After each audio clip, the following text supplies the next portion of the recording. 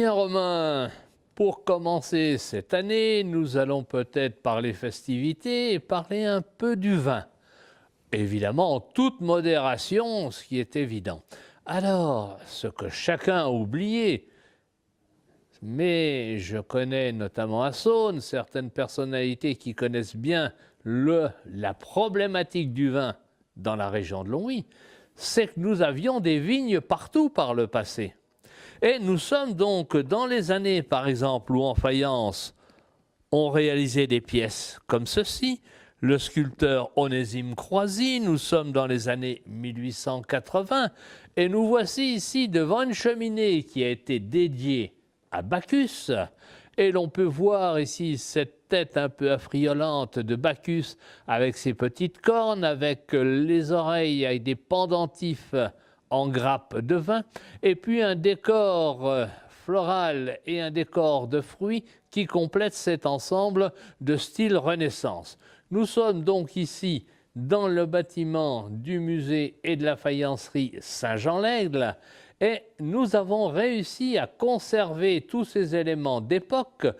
La date est confirmée, c'est 1881, et le fait d'avoir pu conserver cette pierre dans son état pour ce manteau de cheminée est tout à fait exceptionnel. C'est une des plus jolies cheminées connues, elle est classée à l'inventaire supplémentaire des monuments historiques.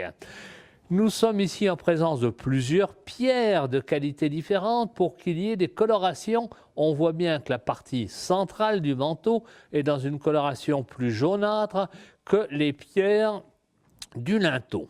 Et en dessous, on peut voir de la céramique qui ressemble évidemment à ce que l'on faisait à l'époque médiévale ou post-médiévale, ces carreaux en simple terre cuite, mais qui avaient cet avantage énorme de prendre très bien la chaleur pendant que la cheminée fonctionnait et de restituer ensuite cette chaleur comme les fours et les cheminées et les fourneaux alsaciens.